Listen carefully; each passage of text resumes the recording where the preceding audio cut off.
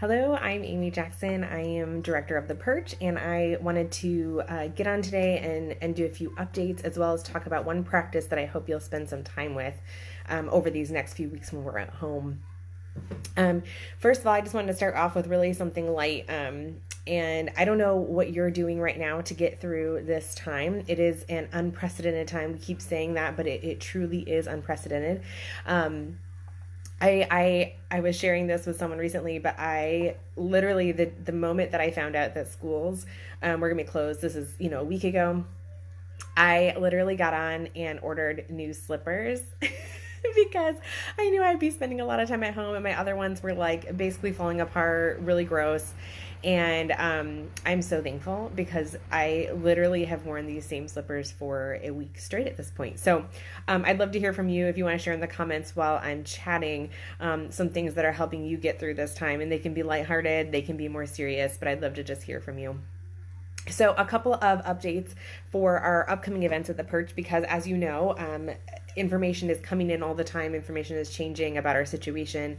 And so we've had to adjust a few things. So right now we were supposed to be doing our Rooted retreat, and I'm so sad that we've had to postpone that. We do not have a new date for that. That will be an in-person event eventually, and so we're going to wait until we can find out when we can do that. So that is still postponed. Again, it was supposed to be happening today, but we'll let you know about the future date when we have it. Also, our Brokenness Bowls obviously has to be an in-person event, and so we are still postponing that, and we will get a new event date as soon as we know what our parameters are. So stay tuned there if you registered for that. I'll be in touch with you as well as soon as we know anything. But we do have a few exciting updates on some other events that were coming up that we've decided to change up a bit. So first of all, we had our Kid-Friendly Easter Reflections coming up later this month. It was supposed to be on the 31st.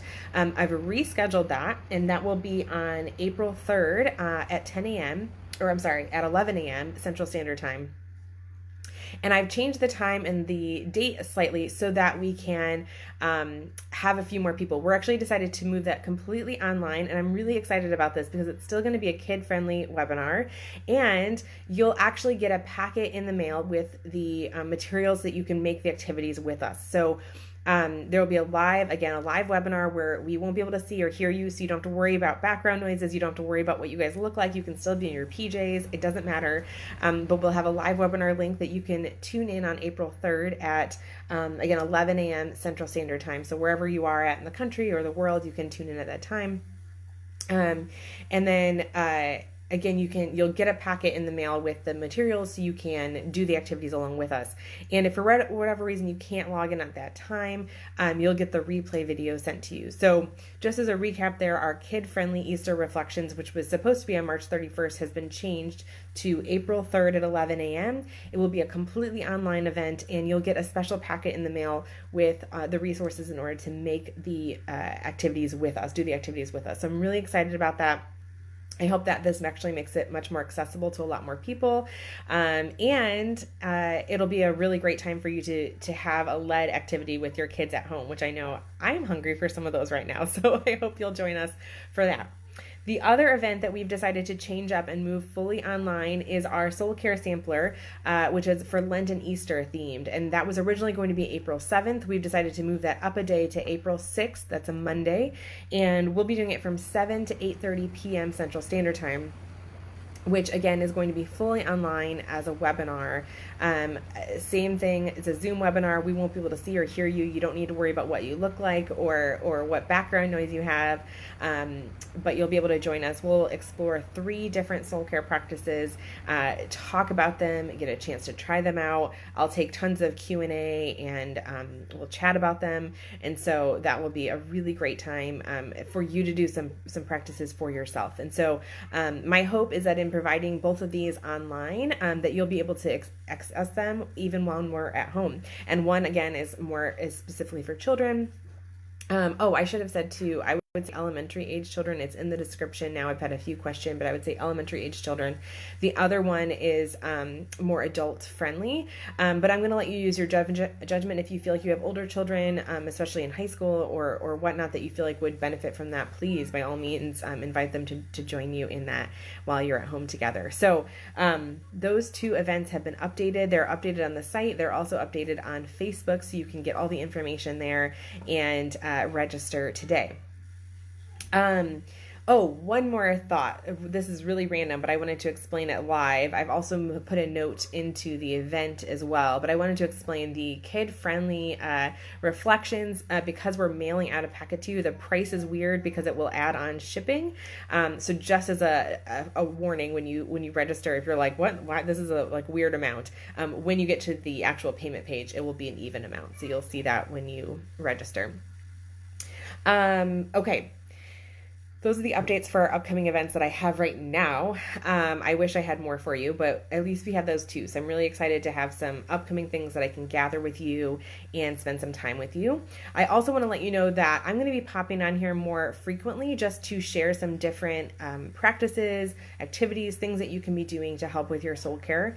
I shared Thursday, I guess. Yesterday I was a little bit quiet. Thursday I shared a free coloring page, which I know is really simple, but one thing that I'm finding is just I need some extra soul care time each day to just kind of decompress and relax and find my center. And so for Thursday, one of the things that I did was just a color by number sheet. And actually I printed an extra one for my 5-year-old, and she did one as well. And it was just a really good time to be calm and slowly color. And so I've linked that. You can scroll back on the post and see that. I'm going to be sharing other free resources as well as the days go by, because I want you to be able to feel like you have some tools in your toolbox at home to do some soul care activities. So keep us in mind, keep checking the page, and you'll see some of those coming up. And so one of those things I wanted to talk about today is really just a practice that I hope you'll spend some time on while we're at home. It's one of the practices that I talked about in our webinar just this week, our soul care for anxious times, and it is grieving.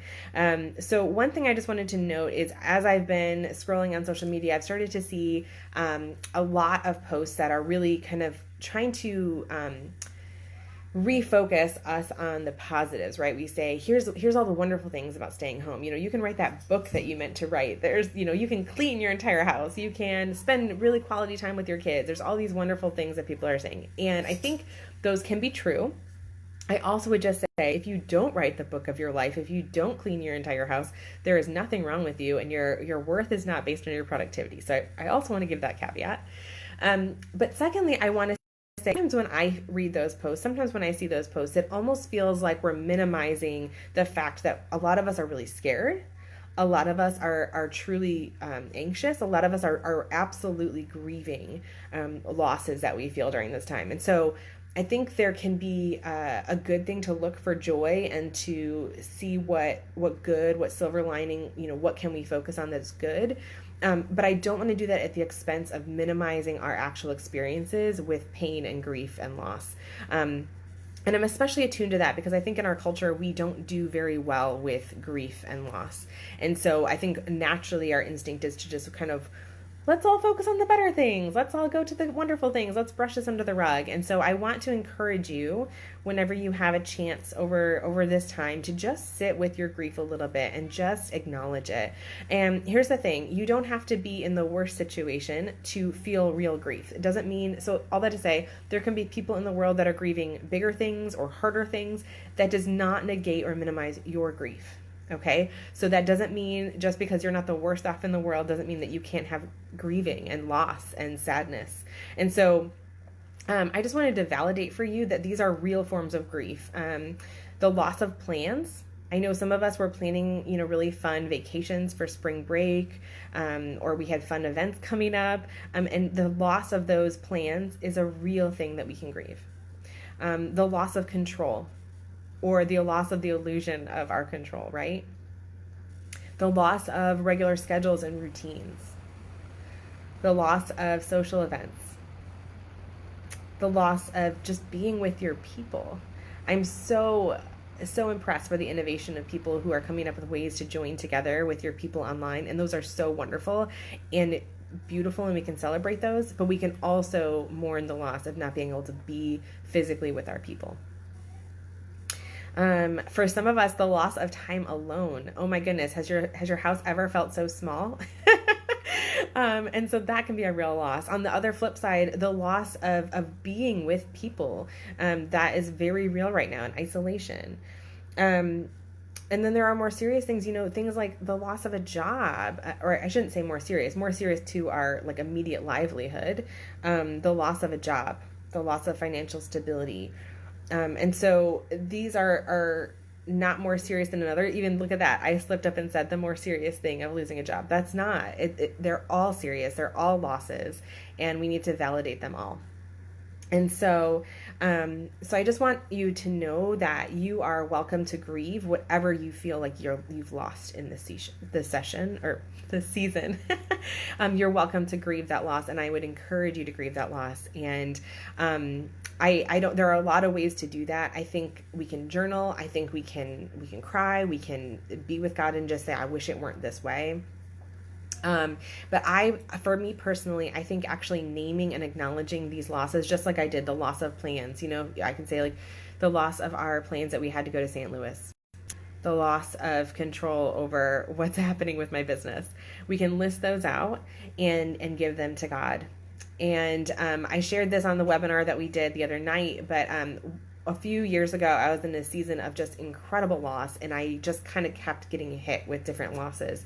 And I had a very wise friend who told me that, you have to kind of mark those losses, otherwise they just kind of all get lost in the whole process. So I was really searching for a way to physically, tangibly deal with that loss, deal with those grieving moments. And so what worked for me, and I share this simply as an example because I think you can be creative and find something that will work for you.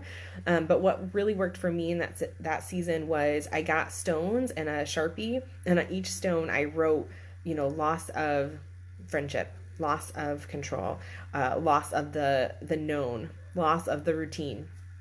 And each one I held and just sat with it and held it and felt that weight in my hands.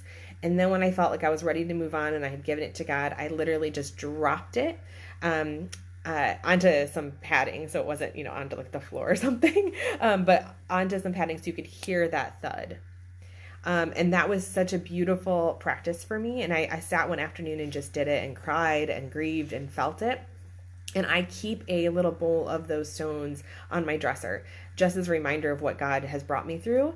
And I think about it often. And so during this season, as I know that people are grieving loss, I was reminded again of those stones and how powerful they were for me. So yeah, I don't know where you're at. I don't know what you're grieving in particular, but I want to validate whatever you're grieving, whatever losses you're feeling, and encourage you to work through that grief in some way while you're at home. So I've offered this already, and I'm going to keep offering it anytime I jump on here, but I want you to know, tearing up. I want you to know that I'm here for you. And I want this to be a safe place, just like the Perch in physical form is a safe place for you to share what's going on with your heart, with your mind, where you're at, what you're struggling with, what questions you have. And so if you want to engage in the comments here, you're welcome to, but I know that often isn't a super safe place. So I want to welcome you to message me here on Facebook. You can email me at info@theperchplace.com. And I'd be happy to just get back to you and pray for you and chat with you. And so I don't want you to think that you're alone in this. So hang in there. If you have thoughts on grieving or practices that have been helpful for you, I'd love to hear those and have you share them if you feel willing. And as I said, I'll be popping on more frequently just with different activities or resources or practices for you to do during this time. And yeah, I hope you can join us for either or both of the KidFriendly Easter Reflections or the Soul Care Sampler Lenten Easter Reflections that we've moved online. I'm hoping that can help kind of bring our community together in some unique ways. So have a good day. Be very, very gentle with yourself. Allow lots of extra time for soul care. and just know that your worth is not dependent on your productivity. All right. Bye, friends. We'll talk soon.